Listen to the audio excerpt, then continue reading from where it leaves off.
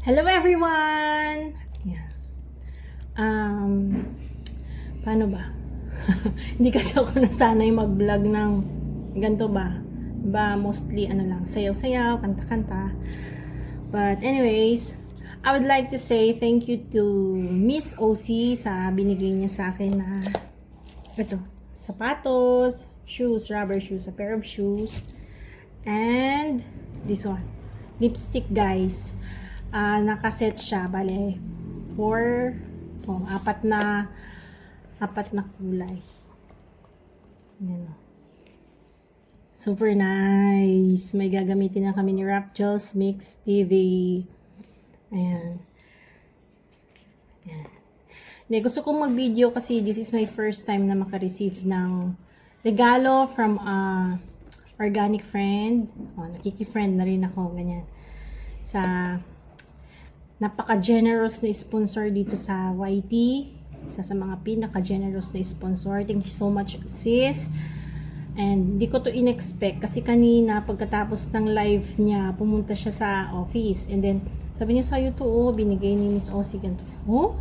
First time ko kasing makareceive. As in, first time kong makareceive ng gift, ng regalo dito sa YT. Kasi syempre, hindi naman talaga ako, nagsusupport lang talaga ako. As in, support lang ako, ganyan. And kahit naman sa totoong hindi ako masyadong nakaka-receive ng mga gift. Mostly lang ang nagbibigay sa akin from family lang. Mga kapatid ko, asawa ng kapatid ko, even sa close friends ko, ilan lang. Tsaka, mabibilang lang, kumbaga, ganyan. So, sobrang happy ko kaya sabi ko magbi-video ako kasi minsanan lang talaga akong makareceive.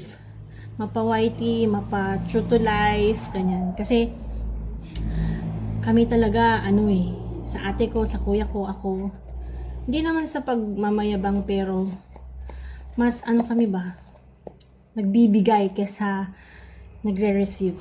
Yun yung totoo. Hindi man kami mayaman, hindi man maraming pera namin, ganyan. Pero mas happy kami na mas nakapagbibigay ng iba.